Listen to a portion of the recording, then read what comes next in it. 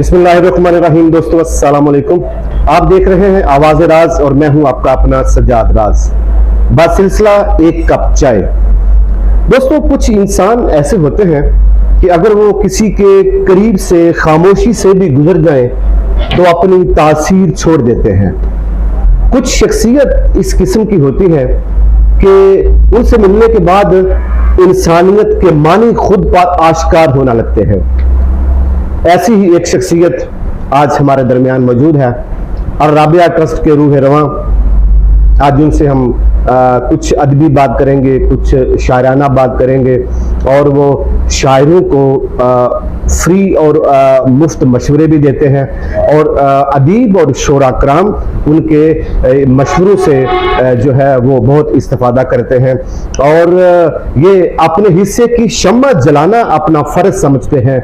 अल्लाह करे इनकी जलाई हुई शम्मा की लो हम तक पहुंच सके और हम इस लो से इस्तेफादा कर सके।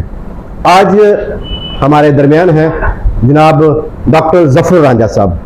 डॉक्टर साहब कैसे मिजाज हैं? ठीक है आप? अल्हम्दुलिल्लाह। ये बहुत खुशी हुई कि आपने एक सिलसिला शुरू किया। यकीनन ये एक कप चाय का जो सिलसिला है बेसिकली तो जैसे चाह से होती है। चाह का मतलब ये होता है कि चंद लम्हात दोस्तों में इकट्ठे बैठ के गुजार लिए जाएं। मकसद सिर्फ यही होता है। और ये वरना इसको जब हम चाह के लिए कहते हैं ना, ये बैठ जो चाय का कहते हैं, तो चाय के लिए मकसद उसको बिठाना होता है क्योंकि कुछ देर बनने में लग जाती है, कुछ देर डाल के आगे ला के ठंडा करके पीने में लग जाती है। तो ये जो वक्त मिल जाता है दो दोस्तों को मिल के बैठने का, चाय में फिर वो चाह आ जाती है और वो चाह ही असल में सरमाया हयात है। दोस्तों का मिल बैठना, दोस्तों के साथ गपशप लगाना, जी बिल्कुल, हालात हाज़िरा से उनसे बाखबर रहना। बहुत सारे मामलात नबी सल्लल्लाहु अलैहि वसल्लम ने फरमाया कि जब आप जमात नमाज पढ़ते हैं तो सवाब अपनी जगह पर, आप एक दूसरे के हाल अहवाल से आगाह होते हैं। अगर उनमें से कोई शख्स नहीं आता तो आप उनसे जाके पता करते हैं, वो बीमार है तो बीमार पुरसी कर लेते हैं। तो ये अगर वो मुश्किलात का शिकार है तो उससे मुश्किल का वो सारे साथी मिलकर, ये नहीं कि वाहन बैठने में बहुत सारे फायदे हैं। ये जो आपने एक सिलसिला शुरू किया, मेरा तो बहुत इसमें खुशी है कि आप इंशाअल्लाह ताला दोस्तों को एक दूसरे से कनेक्ट करवा देंगे इस चाय के बहाने। और ये एक सिलसिला है तो ये चाय तो पहले भी आप आते हैं, हम पीते रहते हैं इकट्ठे, लेकिन ये एक आपने खूबसूरत गुफ्तगू का सिलसिला जो शुरू करवाया है, इसमें बड़ा मजा है। तो अल्हम्दुलिल्लाह, मैं तो चाहूंगा कि ये सिलसिला जारी सारी रहे और हम दोस्त यूं ही आपस में बैठ के गपशप लगाते रहें।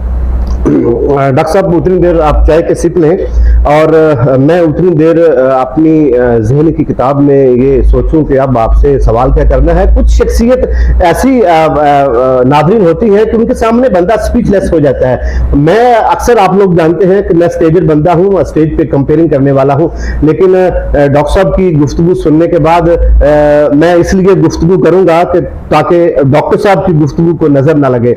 अच्छा डॉक्टर साहब, आप इस जदीद टेक्नोलॉजी के दौर में, मोबाइल का दौर है, कंप्यूटर का दौर है, लेकिन फिर भी आप किताब से टच हैं।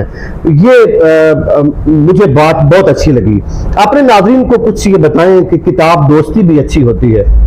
बेहतर सिलसिला जब भी निकला है, मैं ये कहता हूँ कि अगर किसी ने जी नाज़रीन, आज मेरे साथ हर दिल अजीज शख्सियत डॉक्टर जफर रांझा साहब मौजूद हैं। किताब दोस्ती के बारे में बात हम कर रहे थे। जी डॉक्टर साहब, आप किताब के बारे में कुछ कहना चाह रहे थे? किताब के बारे में ये कि कुछ अर्सा पहले मैंने एक सेमिनार में खिताब करते हुए ये कहा था कि अगर अल्फाजों से हमें किसी ने दूर किया तो किसी अनपढ़ ने या किसी बुक सेंटर ने या किसी किताबों लिखने वालों ने नहीं किया, हमारी अपने बहुत बड़े उस्तादा नामी ग्रामी लोगों ने किया। हमारे पास जब बुक होती थी तो उसमें एक कहानी थी, अगर उसमें हम 5 सफ़हात पे पढ़ते थे और हम अगर उसका सवाल में जवाब लिखते तो हम 3 सफ़े लिख सकते थे।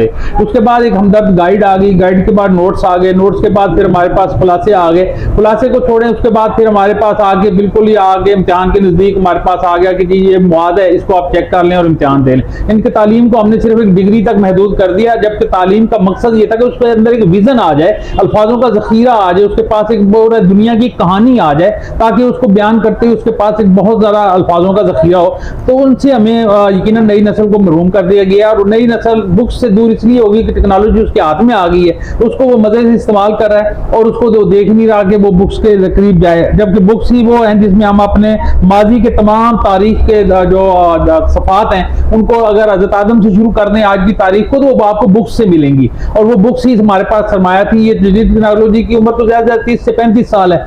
इससे पहले का जितना इल्म था